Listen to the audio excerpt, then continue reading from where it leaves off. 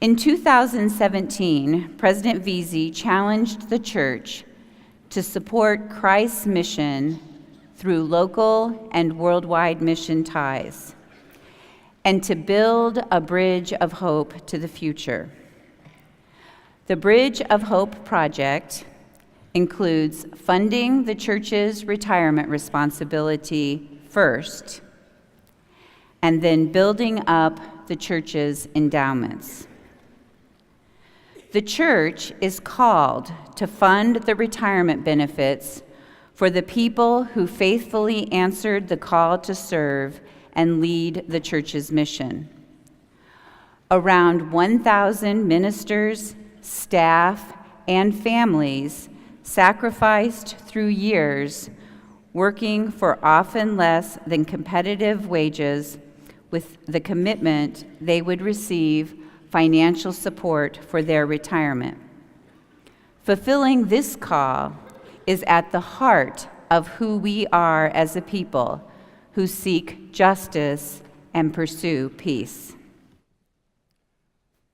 Think about the employed ministers who have made a difference in your lives. Perhaps the church would not be in your country if Community of Christ missionaries had not come and shared the good news about how Community of Christ lives Christ's mission. When you are overwhelmed by the numbers or even frustrated that we face this challenge, remember, this is a story about people. The retirement responsibility we are discussing today is separate from the annual retirement benefits of our current staff. The church has included all retirement benefits committed to staff since 1 January 2016 as part of the staffing expense of the annual worldwide mission budget. Although retirement benefits are paid and contributions are received in local currency, we will be using U.S. dollars in our presentation today. In 2017, the retirement responsibility goal shared with the church was to raise $115 million by 1 January 2022. It is important to remember that the date and the amount are connected. The longer we take to fulfill the retirement responsibility, the more it will cost. 4 sources contribute to the goal. 1, Bridge of Hope tithes from individuals, families, and jurisdictions, including undesignated bequests. 2, historic asset sales. 3, sale of some program properties. Program properties are defined as congregational buildings, campgrounds, and other properties purchased to support the program or mission of the church. Sales are focused on properties that have become a burden because of expensive maintenance and lesser utilization. And 4, support from the annual worldwide mission budget. As of 30 June 2018, the church raised $53.1 million. We need to celebrate and give thanks for that progress.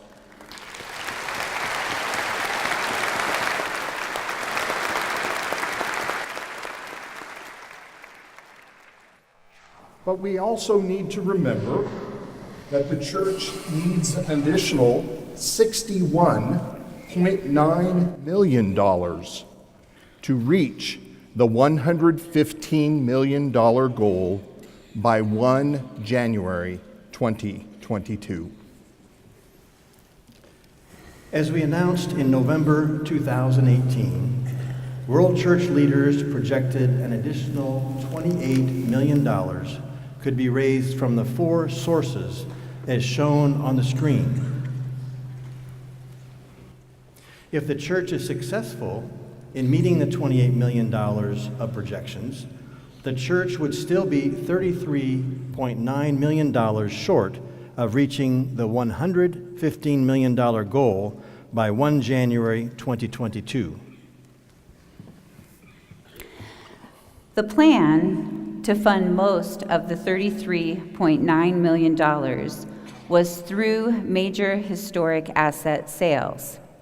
However, the transparency about the church's financial circumstances creates the perception that we will settle for significantly reduced sale prices, and this is not the case.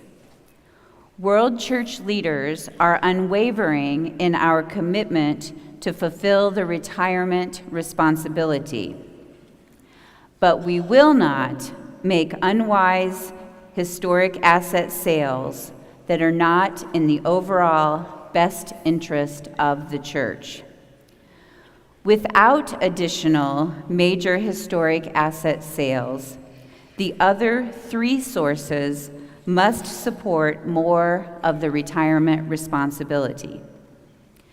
There are concerns that remain about the capacity of the three sources to provide significantly greater support by 1 January 2022.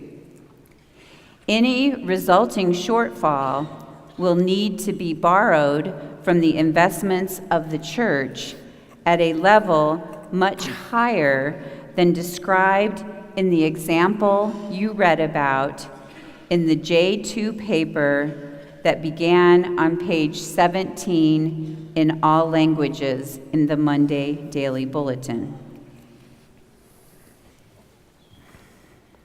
The annual worldwide mission budget was projected to contribute $4 million toward the retirement responsibility.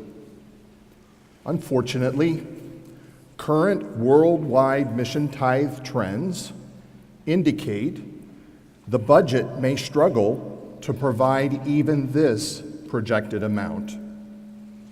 We are concerned about the church losing focus on supporting mission today through the worldwide mission tithes because of the significant challenge before us in meeting the retirement responsibility. Meeting the annual worldwide mission tithes goal of $14.7 million is critically important, and we will share more about worldwide mission tithes in tomorrow's legislative session.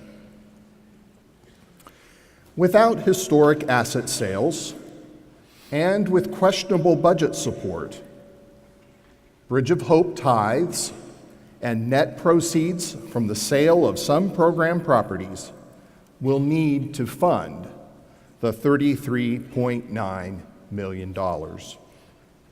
Remember, program properties are defined as congregational buildings, campgrounds, and other properties purchased to support the program or mission of the church. Sales are focused on properties that have become a burden because of expensive operation or maintenance and lesser utilization. The projections suggest it is not possible to achieve an additional $33.9 million by 1 January 2022 through these two sources. More time is needed to allow members and leaders to hold important missional conversations about program properties, and for this collaborative process to result in sales of less mission-critical properties. More time also allows for receipt of additional contributions pledged to Bridge of Hope tithes. The challenge with extending the time frame to meet the goal is that the cost increases to fully fund the retirement responsibility. The original calculation of the $115 million goal was based on how much had to be invested by 1 January 2022 to provide enough funds over time to pay the benefits. If the church has not met the $115 million goal by 1 January 2022, then the church would have two options.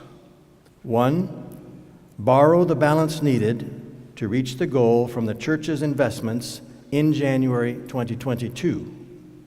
Or two, extend the time frame and increase the amount needed while reducing the amount that may need to be borrowed. World Church leaders worked through various alternatives. Leaders understood that any extension in meeting the retirement responsibility as the first goal of the Bridge of Hope project also meant we were extending the second goal of building up church endowments. World Church leaders wanted to minimize the amount that must be borrowed from the church's investments to fully fund the retirement responsibility. We wanted to minimize that amount.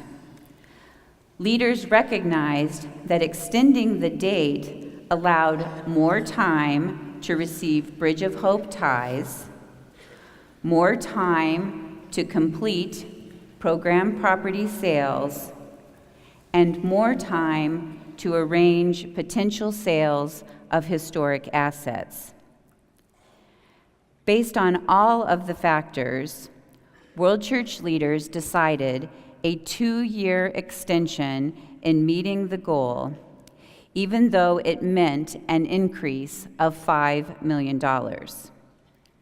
With the new plan, 1 January 2022 as the date to fully fund the retirement responsibility becomes 1 January 2024, and the goal moves from $115 million to $120 million. With the $53.1 million already raised, the new goal now requires an additional $66.9 million. We believe the current strategy for raising funds is the right one, but to be successful, it needs enough time for all of us as the church to hold important conversations about missional needs and program properties, and to receive additional Bridge of Hope tithes from individuals and jurisdictions. There are 4 ways we need to focus on raising funds. First, we are asking the delegates of World Conference to approve item D4. We will explain more about this when the resolution is brought before the conference later this week. For now, we want to stress this is significant for 2 reasons. 1, it authorizes the approximately $4 million of World Conference designated funds in the endowment to be used now for the retirement responsibility. And 2, it has the potential of providing around an additional $4 million to fund the retirement responsibility if the Presiding Bishopric is successful in obtaining legal approval to authorize terminating this endowment. Second, the Presiding Bishopric will continue to work with the mission funding team to invite individuals, families, and jurisdictions to sacrificially contribute to Bridge of Hope tithes.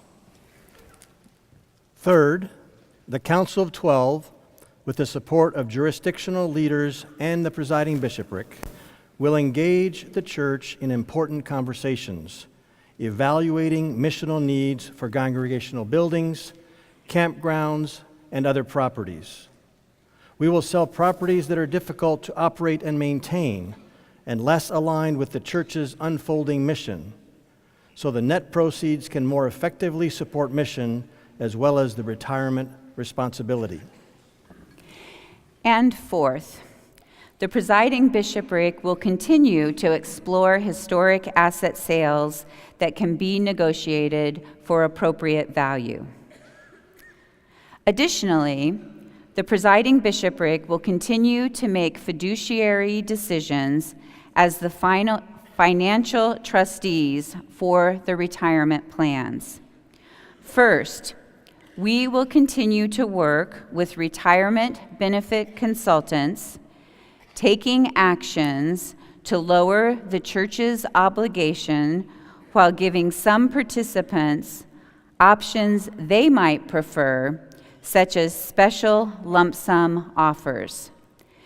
These actions will be mutually beneficial to the participants and the church. Second, we need to make sure enough assets are available so the church is always able to pay the retirement benefits. As President Veazey said in his sermon on Sunday night, we will meet the Bridge of Hope retirement responsibility not because we have to, but because we love them, and them is our retirees.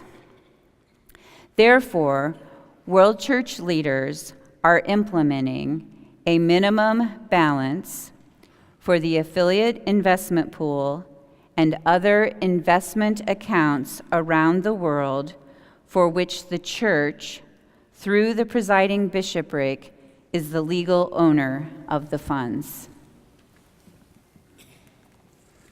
The minimum balance is the amount that must be maintained in each account so that we have reserved the maximum, and I repeat, the maximum amount that may be needed for our retirees.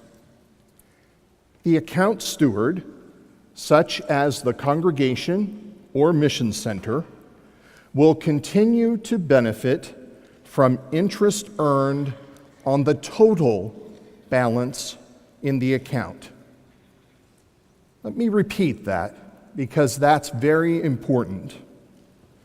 The account steward, such as the mission center or congregation, will continue to benefit from interest earned on the total balance in the account.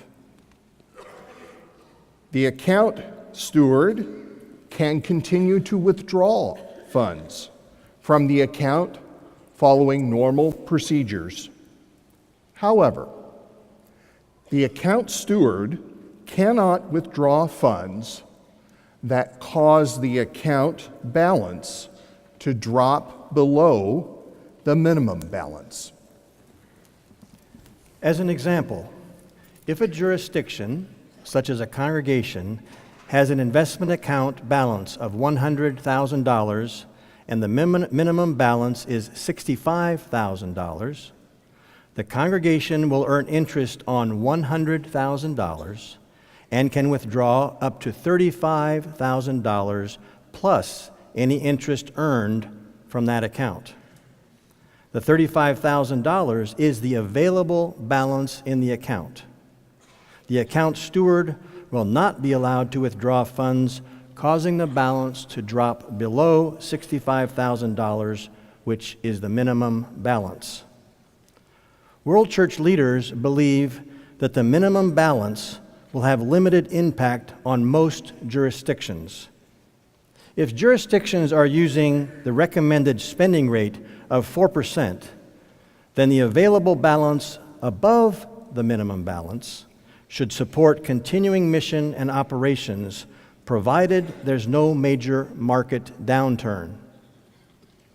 The minimum balance will have the greatest impact on jurisdictions that are spending more than 4% or jurisdictions planning a special project with a significant expense. The minimum balances have been initially set at 65% as of 31 March 2019. As Jeff stated, 65% is the maximum amount that might be needed. World Church leaders will be working in the coming months to refine minimum balances. Minimum balances in actual currency amounts will be communicated to account stewards by the end of calendar year 2019. We know you have many questions. The Presiding Bishopric is still finalizing details with the Council of 12 and field leaders regarding the minimum balance calculation and implementation process.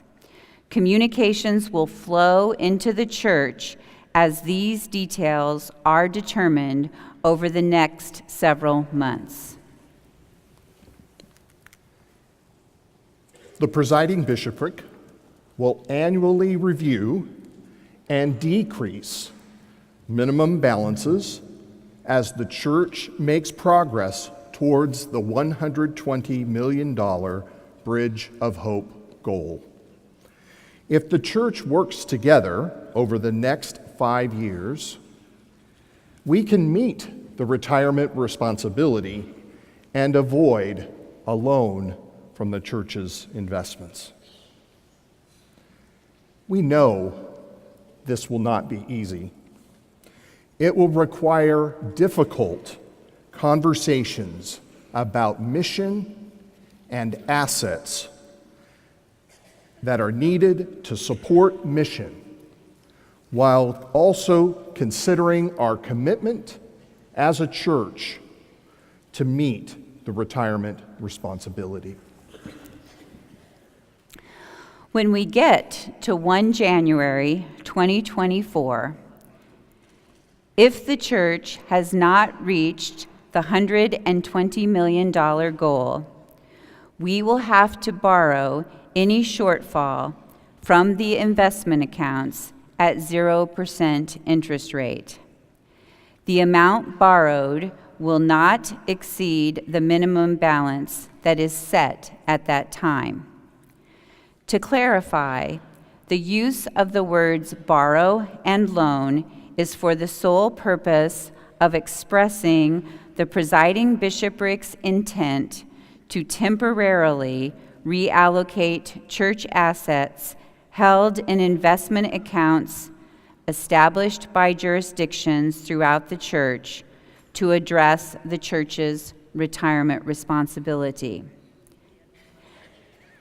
The use of the words borrow and loan does not create any legal obligation regarding the future use and control of the funds.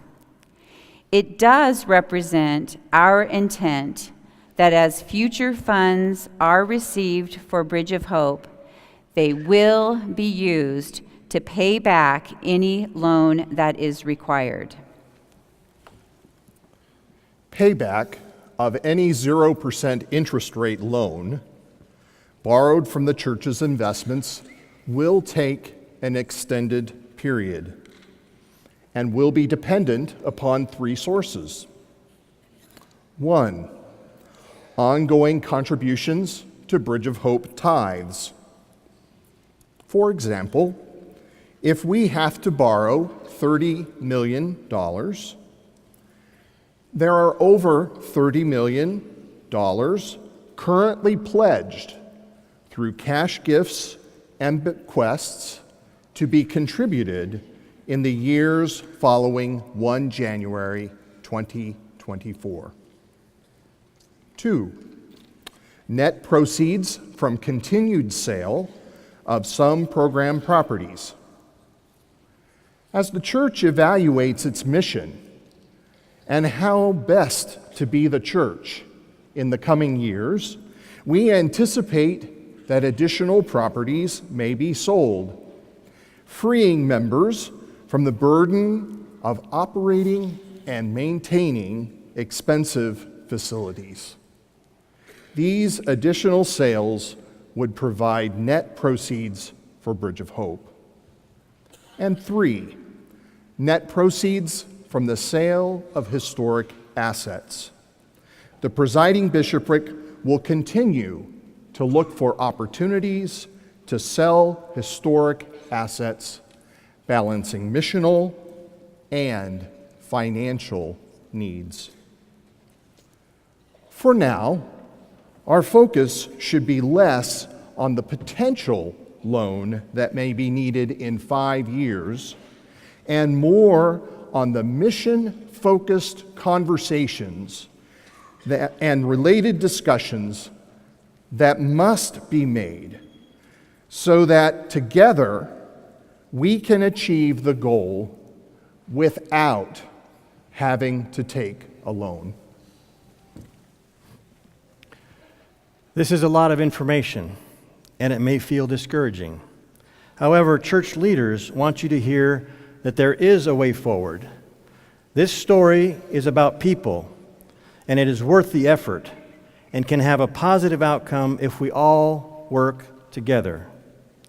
For now, let's summarize.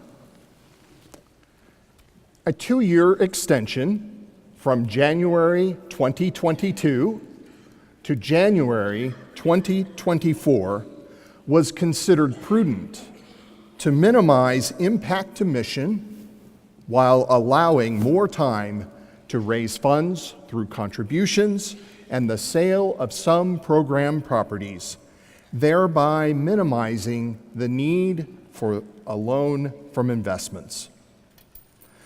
The status as of 30 June 2018, the end of our last fiscal year, is the church has raised $53.1 million toward the $120 million goal, leaving $66.9 million left to raise. To make sure that the church's retirees receive the benefits that the church committed, the Presiding Bishopric is implementing a minimum balance on the church's investment accounts to reserve the funds needed for the retirees in case the church does not meet the goal. That's really important, so let me say that again. We're implementing the minimum balance. It's about reserving the funds just in case we need them because we do not make the goal. If approval is received from the conference and the government to move the funds from the general operating endowment to Bridge of Hope, the remaining balance needed to meet the goal would be $58.9 million. This means, worst case, if we had to make a 0% interest rate loan, it would be $58.9 million. So that's the maximum, but we have every reason to believe, based on this plan, that that number will continue to come down. We all want to avoid the need to borrow from the church's investments because we recognize that will have a negative impact on mission. To reduce the requirement for a loan, the church needs to be diligent about selling hard-to-maintain and lesser-used program properties while allocating net proceeds to Bridge of Hope. and to be generous from our abundance to Bridge of Hope tithes. We must do this while supporting worldwide mission tithes each year at an equal or greater level than our previous year's support as life circumstances permit.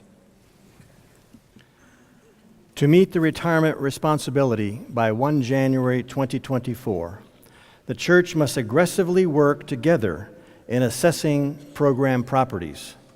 Sales will be focused on properties that have either become a burden because of expensive operation and maintenance or are experiencing lesser utilization for mission. Without major historic asset sales, net proceeds from program properties and generous contributions to Bridge of Hope are the primary sources to meet the retirement responsibility without requiring a loan from the church's investments. If the church has to borrow from the church's investment accounts to meet the retirement responsibility, the loan will be paid back from 3 sources. 1, Bridge of Hope tithes, including undesignated bequests. 2, net proceeds from the continued sale of lesser utilized congregation, campgrounds, and program properties. And 3, any historic asset sales. There is no question the challenge before the church of meeting the retirement responsibility is momentous. It has the potential to test our resolve as a people. We can choose to pull inward and try to protect our personal interests, or we can choose to pull together and do what it takes to fulfill the church's commitment to the faithful people who supported and still support the church's mission. Let us be defined and remembered by future generations as the people who embodied our enduring principles as we support mission today through local and worldwide mission ties, while building a bridge of hope that fulfills the retirement responsibility first and then grows the church's endowments.